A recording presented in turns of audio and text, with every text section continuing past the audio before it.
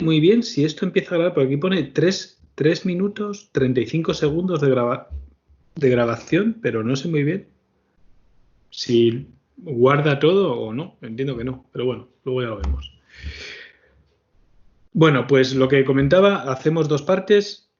La primera parte, genial, gracias. ¿Quién eres de nombre? Porque veo tu apellido, Lucas M. Es una putada que no pongan los nombres de cada uno de nosotros. Pero bueno, ya mejorarán esto. David, gracias.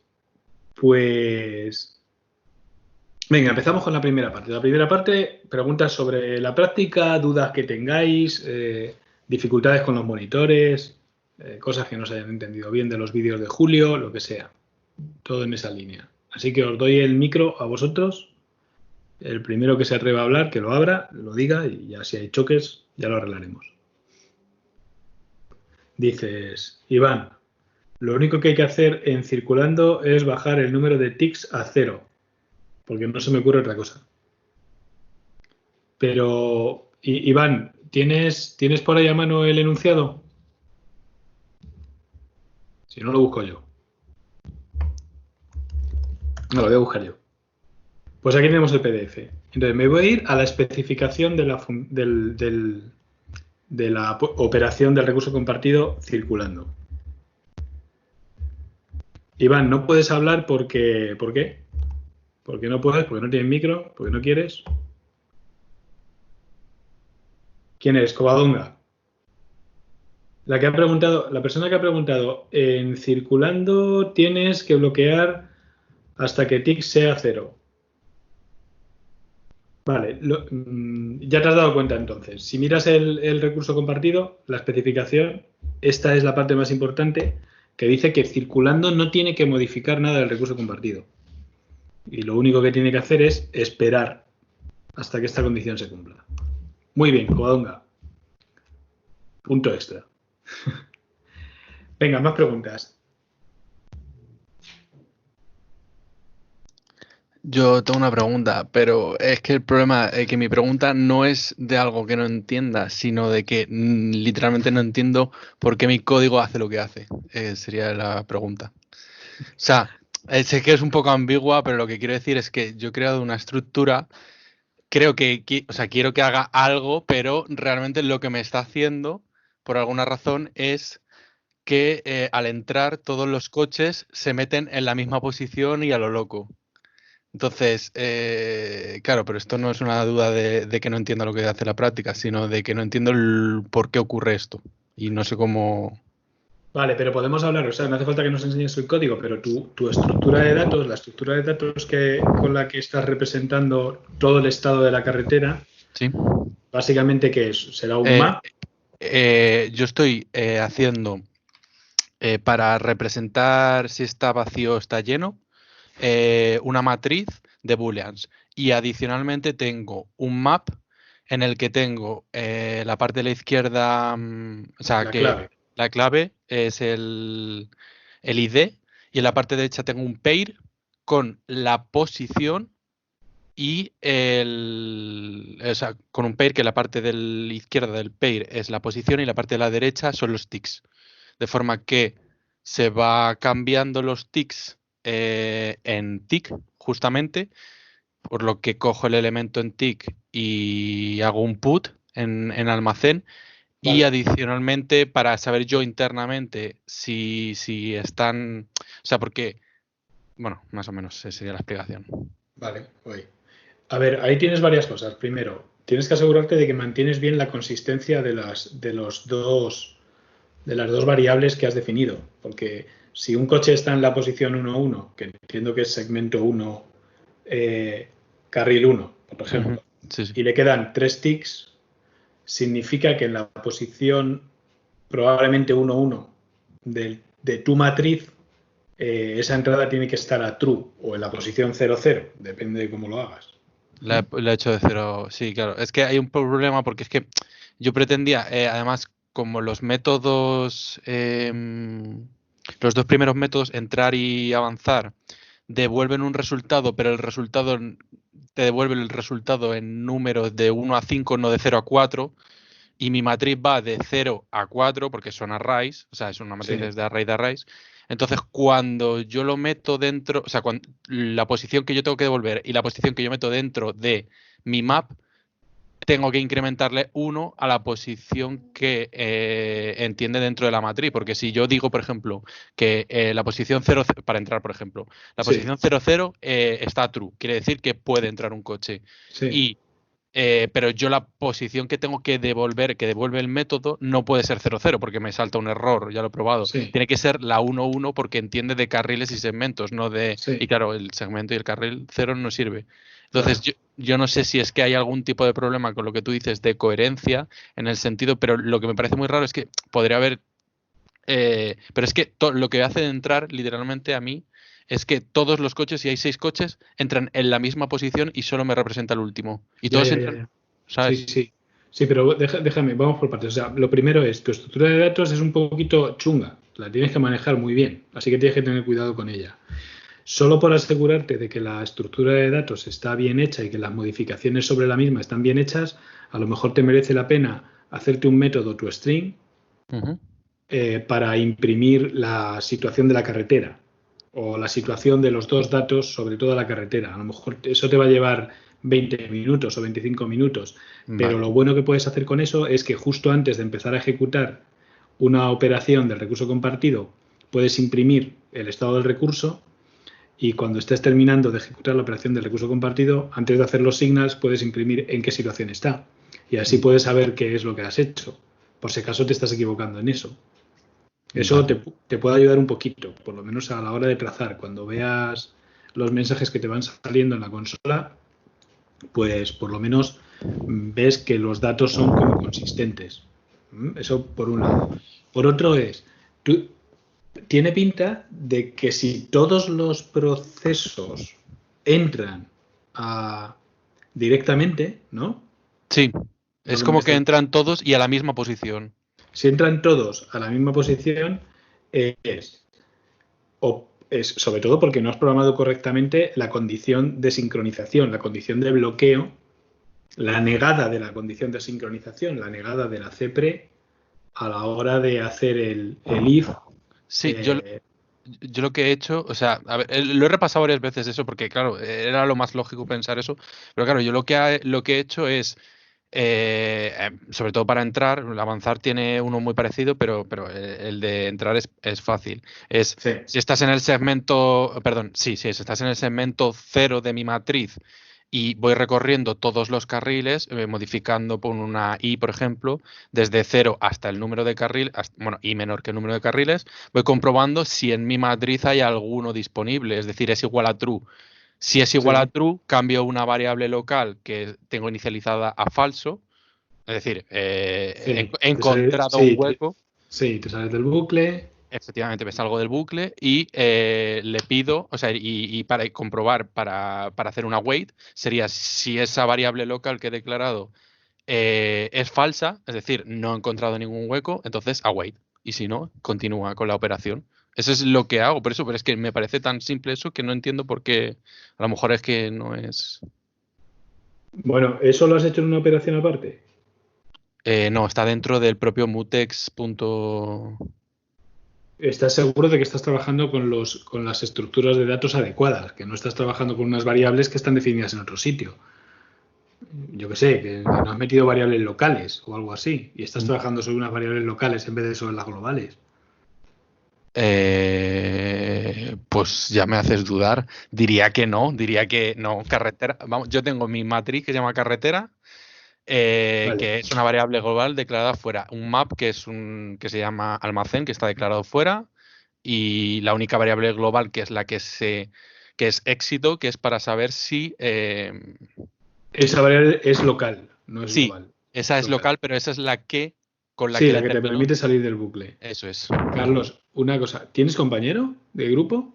Sí, sí, sí. ¿Y le has leído tú todo el código a tu compañero? Sí, y el problema es que no sabemos entender dónde está el problema. O sea, Claro. hay más problemas seguramente, pero solo ya sabiendo que entrar no funciona es que me da miedo tocar todo lo demás. Bueno, hay una cosa más que es el código. ¿Tienes algo de código de desbloqueo en entrar? Algo de código. No. ¿Algún signal o algo? No, que va. Hostia, pues... Es más, entrar no desbloquea nada. Es avanzar, tics y Vale, salir. pues vete haciendo, vete metiendo prints Sí, es para lo que voy a ver hacer. cómo están los datos y si no lo sacas, lo vemos el miércoles si quieres, ¿vale? Perfecto, muchas gracias. Venga, más cosas.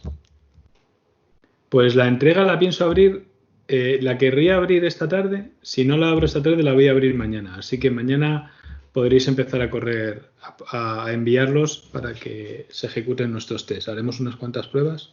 Me junto esta tarde con Lars y hemos hecho algunas modificaciones en la interfaz para que... O sea, hay una cosa que pasa con el sistema de entrega que os hemos dejado, que estábamos usando hasta ahora, que es que la implementación está como muy orientada como a poner una nota.